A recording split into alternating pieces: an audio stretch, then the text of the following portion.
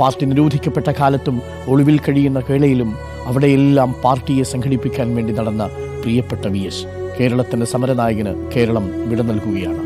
102 വയസ്സാകുന്നു, 101 പിന്നിട്ടു, 102ലേക്ക് കടക്കുമ്പോഴാണ് VSന്റെ വിയോഗം. ജൂൺ 23-ാം തീയതി SCTU ആശുപത്രിയിൽ പ്രവേശിപ്പിച്ച VS ഓരോ ഘട്ടത്തിലും മടങ്ങിവരവിനുള്ള പ്രതീക്ഷകൾ നമുക്ക് നൽകിക്കൊണ്ടിരുന്നു. മെഡിക്കൽ ബോർഡുകൾ ചേർന്ന് ഈ മനുഷ്യൻ്റെ അവയവങ്ങൾ അത്ഭുതകരമാം വിധം പ്രവർത്തിച്ചു തുടങ്ങിയെന്ന് പറഞ്ഞു. പക്ഷേ അപ്പോഴും ഇടയ്ക്കിടയ്ക്ക് പ്രായത്തിൻ്റെ അവശത വീണ്ടും ആ അവയവങ്ങളെ തളർത്തി. മരുന്നുകളോട് പ്രതികരിച്ചു തുടങ്ങിയെങ്കിലും ഒടുവിൽ VS തൻ്റെ രാഷ്ട്രീയ ജീവിതത്തിലെ പോലെ എല്ലാ പ്രതിസന്ധിയിലും തോറ്റെടുത്തുനിന്ന് തിരിച്ചു വരാനുള്ള ഊർജം കൈവശമുണ്ടാകുമെന്ന് കരുതി. പക്ഷെ ഒടുവിൽ VS ഇന്ന് വിട പറഞ്ഞിരിക്കുന്നു. വിട പറയുന്നത് കേരളത്തിൻ്റെ രാഷ്ട്രീയ നൈതിക ജാഗ്രതയുടെ കണ്ണാണ്.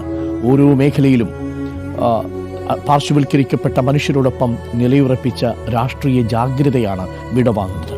ഒരുപക്ഷെ ഇങ്ങനെയൊരു രാഷ്ട്രീയ സമരവീര്യം കേരളത്തിൻ്റെ രാഷ്ട്രീയ ചരിത്രത്തിൽ അനുപമമാണ്.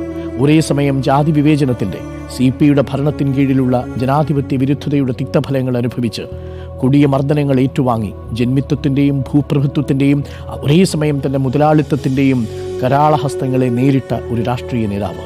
ആ രാഷ്ട്രീയ നേതാവ് പാടങ്ങളിൽ പണിയെടുക്കുന്ന മനുഷ്യരെ, കയർമില്ലുകളിൽ പണിയെടുക്കുന്ന മനുഷ്യരെ, ചെത്തുതൊഴിലാളികളെ ഒക്കെ സംഘടിപ്പിച്ച് സ്വരുക്കൂട്ടിയ പാർട്ടി, ആ പാർട്ടിയെ ഹൃദയത്തിൽ സൂക്ഷിച്ച നേതാവ്. VS അച്യുതാനന്ദൻ ആന്റണിയോ ഗ്രാംഷിയെ വായിച്ചിരിക്കാനിടയില്ല. പക്ഷേ ഒരു പാർട്ടി, ഒരു സോഷ്യലിസ്റ്റ് പാർട്ടിയുടെ അച്ചടക്കം ഒരു പൗരനെ എങ്ങനെ സൃഷ്ടിക്കുന്നു പ്രജയിൽ നിന്ന് എന്നുള്ളതിൻ്റെ വ്യക്തമായ ധാരണയുണ്ടായിരുന്നു VS അച്യുതാനന്ദനുള്ളിലെ കർക്കശക്കാരന്. അതായിരുന്നു VSന്റെ രാഷ്ട്രീയം. സുജയ വിടവാങ്ങുന്നത് കേരളത്തിൻ്റെ നിതാന്ത ജാഗ്രതയാണ്.